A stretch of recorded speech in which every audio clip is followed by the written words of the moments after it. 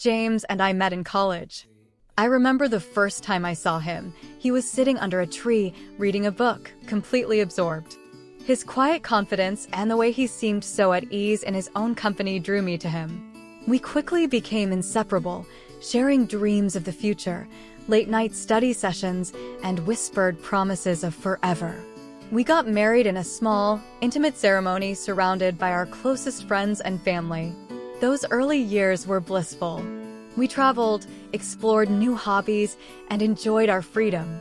When Emma was born, our lives changed in the most beautiful way.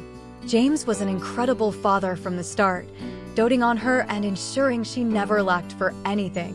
When Noah came along 7 years later, our family felt complete. We were a team, facing life's challenges together. There were tough times, of course, job changes, financial struggles, the chaos of raising young children, but we always found our way back to each other. I thought we were unbreakable. A year ago, James started acting differently. He became distant, spending more time away from home. When I confronted him, he brushed it off, saying he needed space and time to think. Then, he dropped the bombshell. He was moving back in with his parents. I was stunned. How could he just leave? What about our family? Our kids? I didn't have time to process it before he was gone, leaving me to pick up the pieces. I struggled to make ends meet, working long hours and doing odd jobs to keep a roof over our heads and food on the table. The weight of responsibility was crushing. James's behavior during this time was baffling. He was living like a single man, drinking heavily and flaunting his new relationship. He seemed to have forgotten about us, the family he had built and then abandoned. The bills piled up, unpaid and ignored, as I tried to keep everything together. 2 months into this nightmare, I hit rock bottom. Depression engulfed me, making it impossible to function. I couldn't eat, couldn't sleep, couldn't think beyond the next moment. My friends, bless them, stepped in and pulled me out of the darkness. They took care of the kids, helped me with the bills, and slowly, I began to find my footing again. Just as I started to regain some semblance of normalcy, James reappeared. He began visiting our city more frequently, spending time with the kids and even with me. He said he missed us, missed the life we had built. He took us out for dinner, invited me for drinks, and for a moment I dared to hope. He claimed the girlfriend was a lie, just a figment of his confusion, and he wanted to make amends. I wanted to believe him. I wanted to believe that the man I had loved for over 2 decades was still in there somewhere. We started to rebuild slowly, cautiously. Emma went on a week-long trip with him, and she came back happier than I'd seen her in months. Then, last night, everything shattered again. After our usual goodnight texts, I received a message that made my blood run cold. I don't deserve your love. I'm about to become a dad again. I'm sorry. I stared at my phone, disbelief and horror washing over me. When I called him, he confirmed my worst fears. He had a girlfriend in another country who was pregnant, and he wanted to be with her.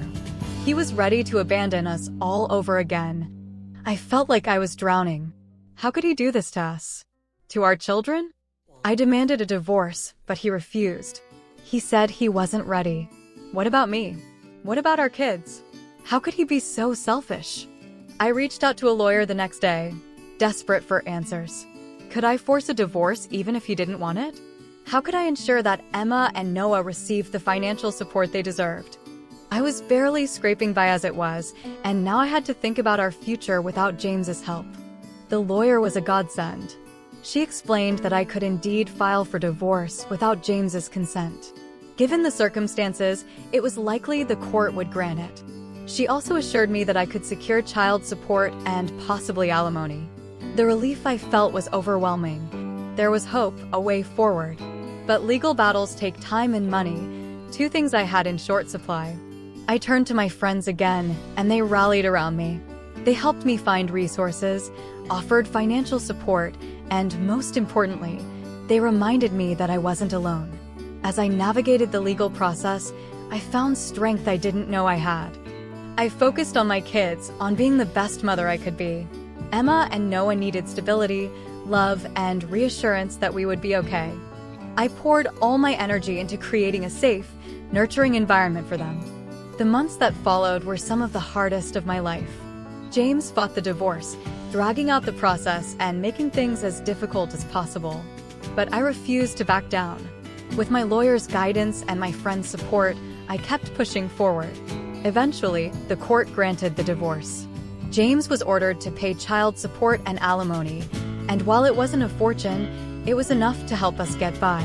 More importantly, I had legal custody of Emma and Noah, and I could finally start rebuilding our lives. The emotional scars ran deep, but we were healing. I focused on my career, finding ways to advance and increase my income. I took night classes, learned new skills, and slowly, our financial situation improved. I made sure Emma and Noah had everything they needed, from school supplies to extracurricular activities. We found a new normal, a new rhythm to our lives. As the dust settled, I realized something profound. I was stronger than I ever knew. The betrayal and heartbreak had tested me in ways I never imagined, but it also revealed a resilience I didn't know I had. My relationship with Emma and Noah grew stronger. We were a team, facing challenges together and supporting each other through the tough times. One evening, as we sat around the dinner table, Noah asked, "Mom, are we going to be okay?" I looked at him, at his innocent face full of hope and worry, and I knew the answer. "Yes, Noah," I said, smiling. "We're going to be more than okay. We're going to thrive."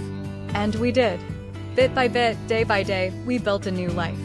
It wasn't always easy, and there were moments of doubt and fear, but we kept moving forward. We found joy in the little things, in family game nights, in weekend outings, in quiet moments of together. Looking back on the past year, I can hardly believe everything we've been through. The pain, the betrayal, the struggle, it all seems like a distant nightmare. But it also taught me invaluable lessons about resilience, love, and the power of community.